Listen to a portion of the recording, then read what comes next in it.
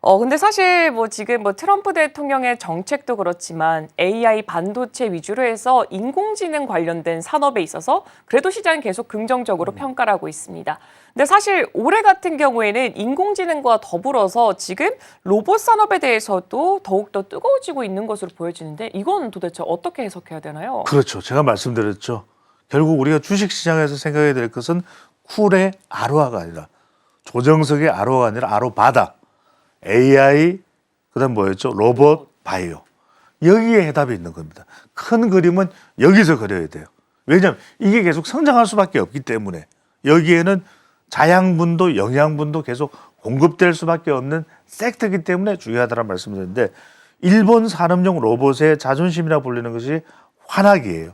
신규 수주 계속 늘어나고 있어요. 그러니까 결과적으로 이게 왜 중요하냐면 도널드 트럼프 행정부의 관세 정책, 자동화 사업에 긍정적으로 영향을 미칠 수밖에 없다. 이게 굉장히 중요한 메시지입니다. 여러분들 뭐냐 하면 지금 환하게 이 일본 로봇 기업이에요. 이게 산업 로봇입니다. 쭉쭉쭉쭉 공장에서 만들어서 이렇게 쭉쭉 끼워서 넣는 이 최고의 기업이 환학이에요. 근데 신규 수주 성장률이 인상적이다 이렇게 분석이 되는 이유 또 2025 회계년도에 올해죠. 3분기 수주를 전년 동기 대비 20% 늘린 거 뭐냐면 중국도 이 정도는 정교하지가 않아요. 그러니까 환학은 정교해. 로봇이 정확하게 가서 탁 꽂아 놓는 이 정밀 기술은 환학을 못 따라갑니다.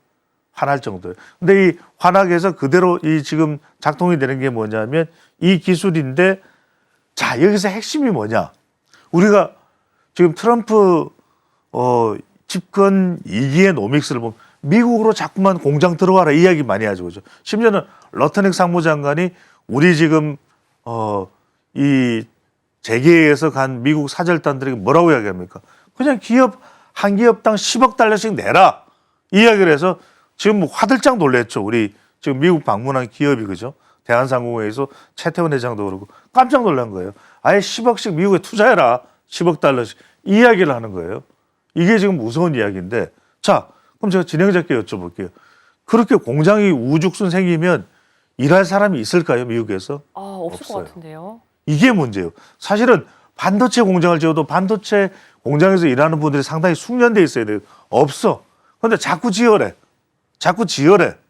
그러면은 그 인건비 어떻게 감당하며 숙련공 어떻게 감당하며 그때 등장하는 것이 뭐다? 로봇입니다. 그래서 환학이 굉장히 조명을 받고 있는 거예요. 왜냐하면 실제 공장을 지어도 공장에 일할 사람이 없어요. 근데 자꾸 지어래. 뭘 어떻게 하겠다는 거야? 로봇을 집어넣는 겁니다. 그럴 수밖에 없어요.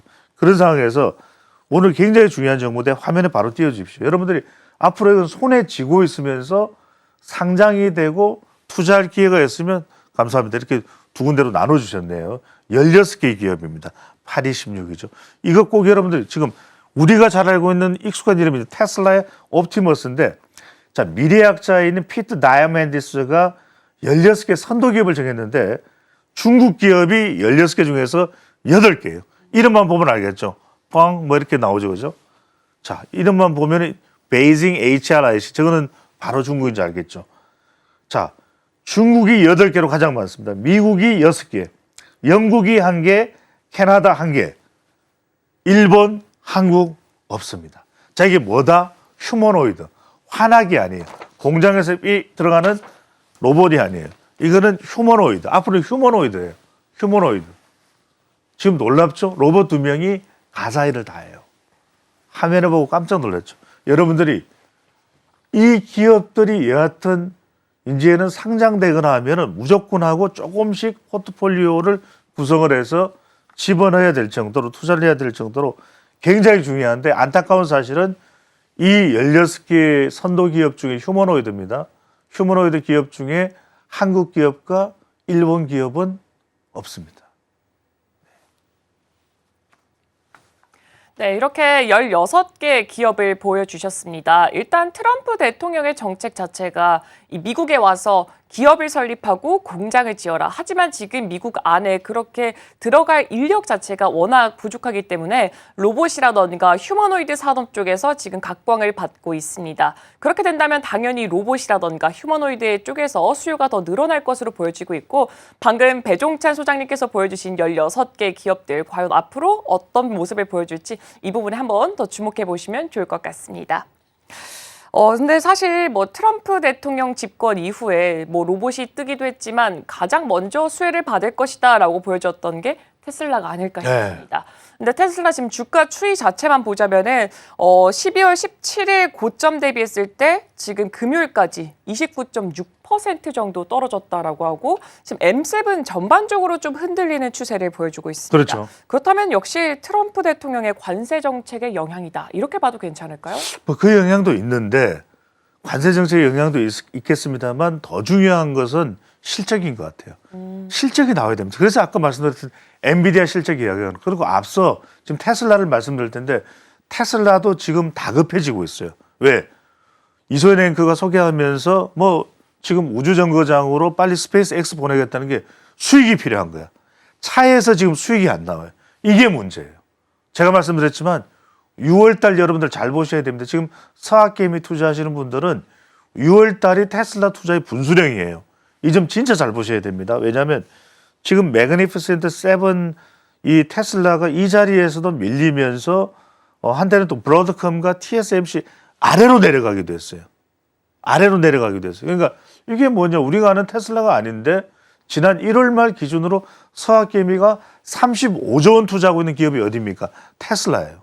그런데 지금 어떤 상황이 벌어지고 있냐? 지금 유럽에서도 차가 안 팔려. 중국에서도 차가 안 팔려. 이게 문제예요. 그러니까 지금 독일에서 테슬라 전기차 판매량이 지난 1월 달에 전년 동월 대비 59.5% 급감했습니다. 1000몇 대밖에 안 팔렸어요. 이게 문제입니다. 안 팔려요. 그다음에 프랑스와 영국에서도 지금 급감을 했어요. 그러니까 전 세계적으로는 전기차가 늘어나는데 뭐 화재나 이런 것 때문에 캐점 때문에 그런 현상이 있긴 하지만 늘어나요. BYD가 지금 엄청나게 우리 광고도 많이 하죠. 뭐 그냥 연속 광고를 막 해요. 지금 광고비를 쏟아붓고 있는 겁니다. BYD가. 지금 첨단 자율 시스템을 무료로 제공하겠다. BYD가. 그다음에 딥시크를 BYD 자동차에 딥시크를 내장하겠다. 이건 좀 우리 시장에는 약간 문제가 있을 수도 있습니다. 지금 다운로드도 차단해 놓고 있기 때문에. 근데 여하튼 간에 그러니까 BYD를 비롯해서 모든 전기차가 잘 나가는데 지금 테슬라가 판매량이 꽝이에요.